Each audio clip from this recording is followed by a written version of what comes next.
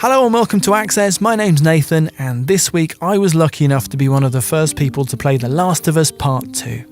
Two sections of the game were included in our hands-on session, one from relatively early in the story where Ellie patrols around the survivor settlement in Jackson, and a section a little later on with Ellie on the outskirts of Seattle.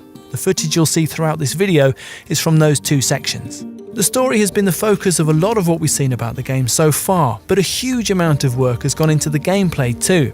This is both subtle and interconnected. Combat initially feels familiar, like an evolved form of the gameplay you know from the first game, but several key changes have moved it on considerably. Here's a look at some of those changes.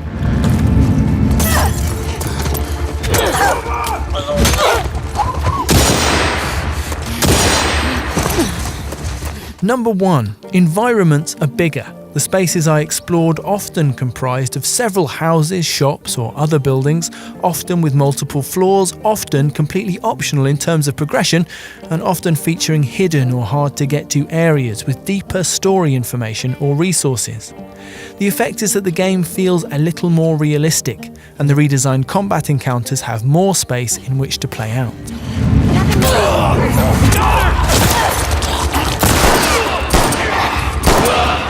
Number 2, Ellie has a few new ways to explore and interact with these bigger environments. Naughty Dog has shaped the gameplay around her character, older and stronger than when we first met her, but still agile and relatively small. Ellie can squeeze through gaps in the environment, and she can also jump, a much commented on omission from the first game, which leads to various traversal options and an added verticality to combat. And Ellie can also go prone. This one probably has the most impact while you're actually playing. It means that you can find cover even in open areas with long grass, and that you can shuffle discreetly between 2 points of larger cover.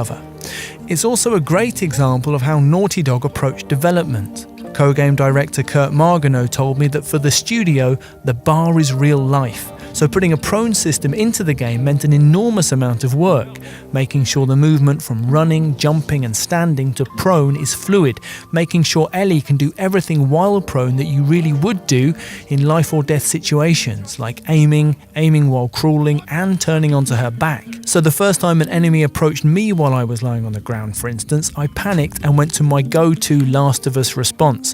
I threw a brick in their face and charged in for a melee kill. And it worked. There was no laborious shift from prone to standing, and the throw aiming on the ground was